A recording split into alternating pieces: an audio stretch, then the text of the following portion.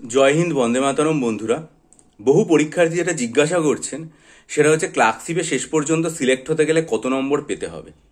দেখুন, ক্লার্কশিপ হচ্ছে এমন একটা পরীক্ষা যেটা মিসলেনিয়াস বা ডাব্লিউবিসিএস এর থেকে আলাদা এই দিক দিয়ে যে সেখানে প্রিলিমিনারিটা কিন্তু স্ক্রিনিং টেস্ট নয়। সেই জন্য এখানে পরীক্ষার নাম পার্ট 1 এবং পার্ট 2, প্রিলিমিনারি বা মেন নয়, কিন্তু পার্ট 1 এবং পার্ট 2। সেই জন্য অফিসিয়াল যেহেতু পার্ট 1 এবং পার্ট 2 নাম, আমরা যদিও সাদা বাংলায় প্রিলিমস মেন বলি, সেই জন্য প্রিলিমস এবং মেন অর্থাৎ পার্ট 1 এবং পার্ট 2 নম্বর যোগ হয়। যোগ হওয়ার পর আপনার ফাইনাল সিলেকশন হয় 200 নম্বরের মধ্যে আপনি যত পাচ্ছেন তার উপর ভিত্তি করে। আমি আপনাকে সাজেস্ট করব, নম্বরটা শুনে হয়তো আপনার খানিকটা বেশি মনে হতে পারে, কিন্তু তবু আপনি লক্ষ্য রাখবেন 135-40 নম্বর যেন অবশ্যই আপনার দুটো মিলিয়ে থাকে। কেন? কারণ আপনি পার্ট 1-এ যাই পান না কেন, সেটা তো আপনার হাতের বাইরে বেরিয়ে গেছে। কিন্তু ইদানিং আপনারা দেখবেন ডেসক্রিপটিভ বাংলা ইংরেজির ক্ষেত্রে কিন্তু নম্বর বেশি দেওয়া হচ্ছে। সেটা আপনার পূর্ববর্তী ডাব্লিউবিসিএস পরীক্ষা, West Bengal audit and account service পরীক্ষা বা ঠিক এর আগের যে ক্লার্কশিপ পরীক্ষার রেজাল্ট বেরিয়েছিল সেগুলো নম্বরগুলো একবার চেক করে দেখবেন। বাংলা এবং ইংরেজির ক্ষেত্রে কিন্তু প্রচুর পরীক্ষার্থী, মানে 50-এর মধ্যে 40 এরকম বা 45 এরকম হাইস্ট উঠেছে বলে আমার মনে আছে। 40-45 নম্বর মতো পেয়ে যায়, অর্থাৎ পরীক্ষার্থীরা 80-85% মার্কস অব্দি তুলে ফেলে। হয়তো একজন সুনির্দিষ্ট পরীক্ষার্থী সেটা পাচ্ছেন না, কিন্তু 80%-70% তুলেই ফেলে পরীক্ষার্থীরা। তাই আমি আপনাদেরকে বলবো যে আপনারা কিন্তু বাংলা এবং ইংরেজির প্রস্তুতিটা খুব ভালো করে নিন, এবং ন্যূনতম ইংরেজিতে আপনারা 50-এর মধ্যে 30, বাংলায় 50-এর মধ্যে 40 পাওয়ার চেষ্টা করুন। কারণ WBCS, clerkship, miscellaneous, audit and account service, এইরকম 3-4টে পরীক্ষার প্রিভিয়াস নম্বর যদি আপনারা দেখেন ডেসক্রিপটিভ রাইটিংয়ের, দেখবেন পরীক্ষাতে কিন্তু হাত খুলে নম্বর দেওয়া হচ্ছে। সুতরাং আপনারা টার্গেট রাখুন।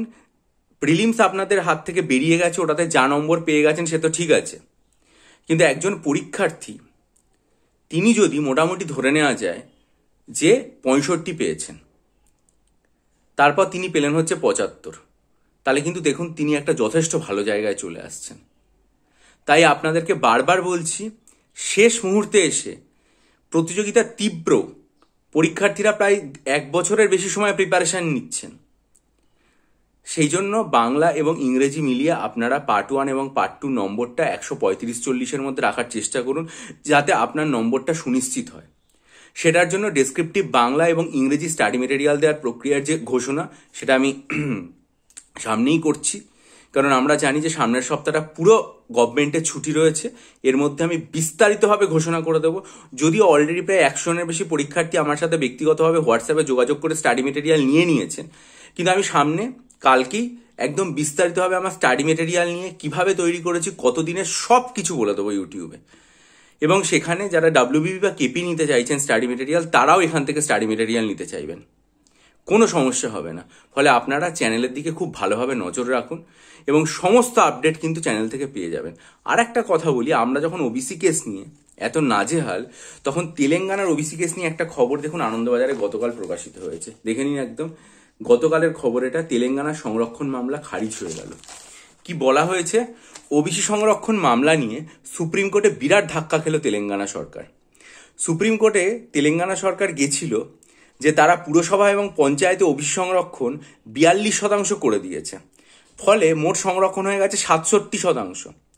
হাইকোর্ট অন্তর্বর্তী স্থগিতাদেশ দিয়েছিল তেলেঙ্গানা রাজ্য সরকারের এই সিদ্ধান্তে, আর সুপ্রিম কোর্ট পুরোপুরিভাবে রাজ্য সরকারের আবেদন পুরো খারিজ করে দিল। সুপ্রিম কোর্টের বিচারপতি বিক্রম নাথ এবং বিচারপতি সন্দীপ মেহতার বেঞ্চ রাজ্যের এই আবেদন পুরোপুরি খারিজ করে দেয়।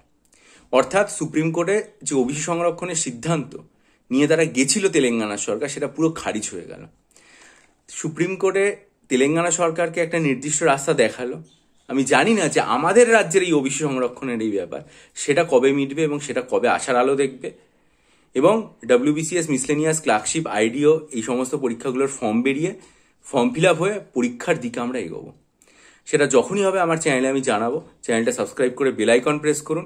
আর যদি মনে করেন যে 3000+ static GK MCQ study material আমার থেকে নিতে চান এসএসসিএ বা রেলওয়ে এনটিপিসি বা অন্যান্য পরীক্ষার জন্য বা আসন্ন WBCS পরীক্ষার জন্য আমার কাছ থেকে সাইকোলজি অপশনাল স্টাডি মেটেরিয়াল নিয়ে পড়তে চান, তাহলে ডেসক্রিপশন বক্সে ইমেল আইডির মাধ্যমে আমার সাথে যোগাযোগ করুন।